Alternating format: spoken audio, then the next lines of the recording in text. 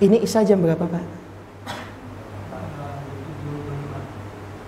1925.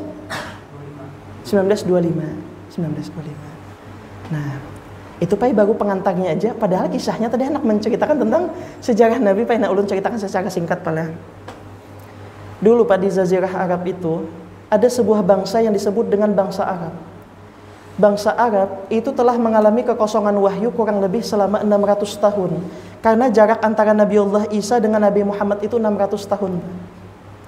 Selama 600 tahun tidak ada masa wahyu yang diturunkan atau yang disebut dengan ahlul fatrah, orang-orang yang berada di dalam kekosongan wahyu. Maka di saat itu Allah mengutus seorang nabi yang disebut dengan khatmul anbiya wal mursalin, penutup nabi dan rasul. Termaktub namanya Pak di dalam Quran surah As-Saff. Falamma min ba'di ismuhu Ahmad. Nanti akan datang seorang penutup nabi namanya Ahmad di Injil Pak.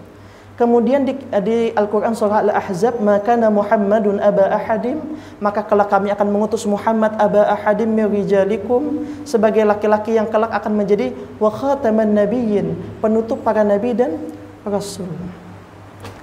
Yang uniknya Pak, ketika Nabi Muhammad itu dilahirkan, sebelum kelahirannya itu Pak sudah ditunggu-tunggu kedatangannya. Nah, sebelum Nabi Muhammad Allah lahirkan ke dunia, maka kita harus mengetahui dulu Pak kisah singkat tentang Kuitan Sidin. Nama ayahnya Abdullah bin Abdul Muttalib bin Hashim bin Abdul Manaf bin Qusay bin Kilab. Mama Sidin Aminah bintu Wahab bintu Zuhrah bin Abdul Manaf. Abdullah itu Pak anaknya Abdul Muttalib, yang dimana Abdul Muttalib di masa itu adalah pemegang kunci Baitullah atau pemegang kunci Ka'bah. Siapapun palah yang bisa memikul kunci Ka'bah, maka dia adalah orang yang paling dihormati di masa itu. Dan yang menjadi pemegang kunci Ka'bah itu Pak kakeknya Nabi.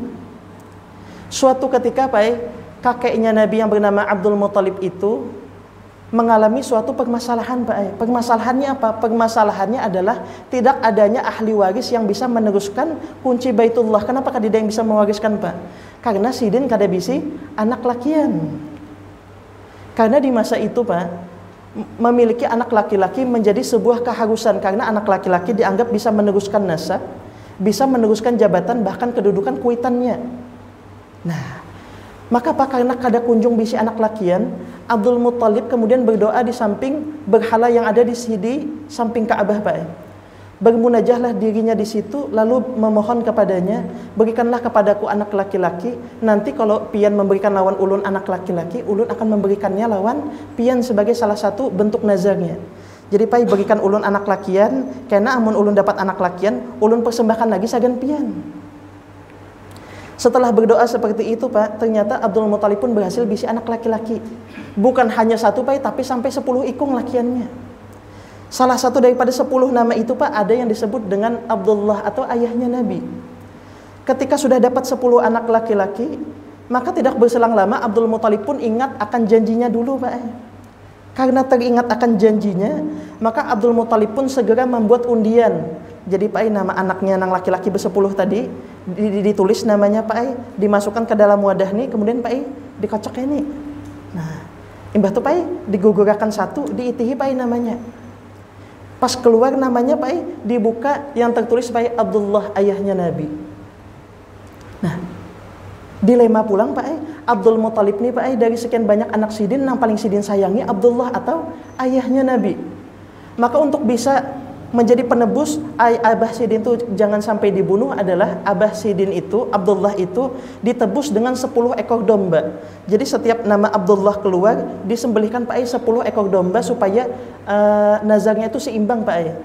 Jadi nama Abdullah keluar menyembelih 10 ekor domba. Habis itu Pak masukkan lagi nama Abdullah tuh dikuncang lagi, keluar lagi, yang keluar Pak nama Abdullah lagi. Sembelih Pak 10 ekor domba sampai nanti Pak dikocokkan ke 10 Pak itu tetap nama Abdullah yang keluar. Maka kurang lebih Pak Abdul Muttalib telah menghabiskan 100 ekor domba supaya bisa menebus Abdullah itu Pak supaya jangan disembelih. Di guncangan yang ke-11 Pak baru nama yang lain yang tidak keluar lagi nama Abdullah itu. Ketika nama Abdullah tidak keluar lagi, makanya Nabi itu dulu mengatakan ana ibnu dzahibani.